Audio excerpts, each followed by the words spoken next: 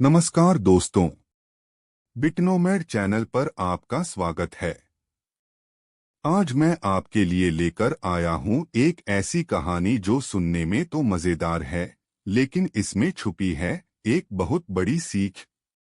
दोस्तों, क्या आपने कभी सोचा है कि लालच करने से क्या होता है? अगर किसी को सब कुछ चाहिए, बस अपने लिए, दूसरों के लिए कुछ नहीं, तो उसके साथ क्या होता है? आज की कहानी है एक ऐसे बंदर की जिसका नाम था चिंटू। चिंटू बहुत ही शरारती और लालची बंदर था। उसे हर चीज बस अपने लिए चाहिए थी। लेकिन एक दिन उसकी जिंदगी में आया एक जादुई पेड़, और फिर जो हुआ वो सुनकर आप हैरान रह जाएंगे। तो चलिए दोस्तों, बिना देर किए शुरू करते हैं आज की कहानी, लालची बंदर और जादुई पेड़। बहुत समय पहले की बात है, एक घना और सुंदर जंगल था। उस जंगल में तरह तरह के जानवर रहते थे। हाथी, खरगोश, तोता, हिरण और भी बहुत सारे। सब मिलजुल कर रहते थे, एक दूसरे की मदद करते थे। लेकिन उसी जंगल में रहता था एक बंदर जिसका नाम था चिंटू। चिंटू देखने में तो बहुत प्यारा था, भूरे रंग का, बड़ी बड़ी आंखें, लंबी पूंछ। लेकिन चिंटू की एक बहुत बुरी आदत थी, वो बहुत लालची था। जब भी जंगल में फल पकते, चिंटू सबसे पहले पहुंच जाता और ज्यादा से ज्यादा फल तोड़कर अपने पास जमा कर लेता। दूसरे जानवरों के लिए कुछ नहीं बचता था।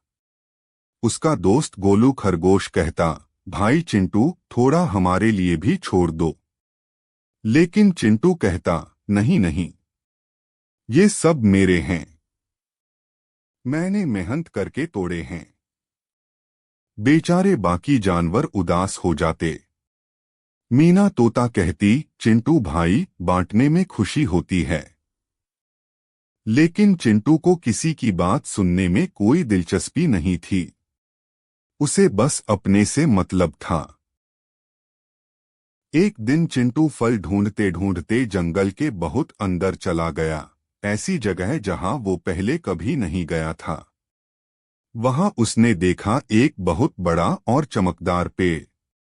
उस पेड़ की पत्तियां सुनहरी थीं और उस पर ऐसे फल लगे थे जो चिंटू ने पहले कभी नहीं देखे थे। लाल, नीले, बैंगनी, सुनहरे, हर रंग के फल। चिंटू की आंखें चमक उठीं।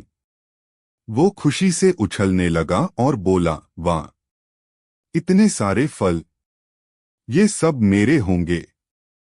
तभी पेड़ से एक गहरी और मीठी आवाज आई, रुको चिंटू, मैं कोई साधारण पेड़ नहीं हूं, मैं जादुई पेड़ हूं।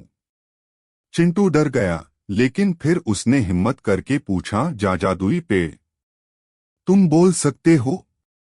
पेड़ ने कहा, हाँ चिंटू, मैं तुम्हें फल दूंगा, लेकिन एक शर्त है। जो भी फल तुम तोड़ोगे, उसमें से आधे तुम्हें दूसरों के साथ बांटने होंगे। अगर तुमने ऐसा नहीं किया, तो फल का स्वाद बदल जाएगा। चिंटू ने सोचा, हाँ हाँ, बोल तो देता हूँ, बाद में देखूंगा। और उसने कहा, ठीक है, मैं वादा करता हूँ। इसके बाद चिंटू ने ढेर सारे फल तोड़ लिए और खुशी खुशी अपने घर की तरफ चल दिया। चिंटू जब जंगल में वापस आया तो सबने उसकी टोकरी भरी देखी। गोलू खरगोश दौड़कर आया और बोला, वाह चिंटू, कितने सुंदर फल हैं, क्या हमें भी दोगे? मीना तोता भी आ गई और बोली, चिंटू भाई, ये तो बहुत अनोखे फल हैं, जरा हमें भी चखाओ। लेकिन चिंटू ने क्या किया? उसने सारे फल छुपा लिए और बोला, नहीं नहीं, ये सिर्फ मेरे हैं, किसी को नहीं दूंगा। बेचारे सब जानवर उदास होकर चले गए। चिंटू अकेले बैठकर फल खाने लगा। उसने पहला फल खाया, वाह, बहुत मीठा, बहुत स्वादिष्ट। ऐसा फल उसने पहले कभी नहीं खाया था। फिर उसने दूसरा फल खाया, अरे, ये तो थोड़ा कम मीठा है। तीसरा फल खाया, ये तो खट्टा है। चौथा फल, छी, ये तो बहुत कड़वा है। पांचवा फल इतना कड़वा था कि चिंटू ने थूक दिया। चिंटू हैरान था, ये क्या हो रहा है? ये फल तो पहले मीठे थे, अब कड़वे क्यों हो गए? फिर उसे याद आया जादुई पेड़ की बात, अगर बांटोगे नहीं तो फल का स्वाद बदल जाएगा। लेकिन चिंटू जिद्दी था। उसने सोचा, कोई बात नहीं, कल और फल तोड़ लूंगा और चुपके से अकेले खा लूंगा। अगले दिन चिंटू फिर से जादुई पेड़ के पास गया। उसने ढेर सारे फल तोड़े, इस बार और भी ज्यादा। लेकिन जैसे ही वो फल तोड़कर चलने लगा, कुछ अजीब हुआ। फल भारी होते गए और भारी और भारी। चिंटू से उठाए नहीं उठ रहे थे। वो गिर पड़ा। फल सब जमीन पर बिखर गए और फिर वो फल पत्थर बन गए। चिंटू रोने लगा, ये क्या हुआ? मेरे सारे फल। तभी जादुई पेड़ ने फिर से बात की, चिंटू, मैंने तुम्हें चेतावनी दी थी। तुमने वादा तोड़ा। लालच का फल हमेशा कड़वा होता है। जब तक तुम बांटना नहीं सीखोगे, तुम्हें कभी सच्ची खुशी नहीं मिलेगी। चिंटू बहुत शर्मिंदा हुआ। उसकी आंखों में आंसू आ गए।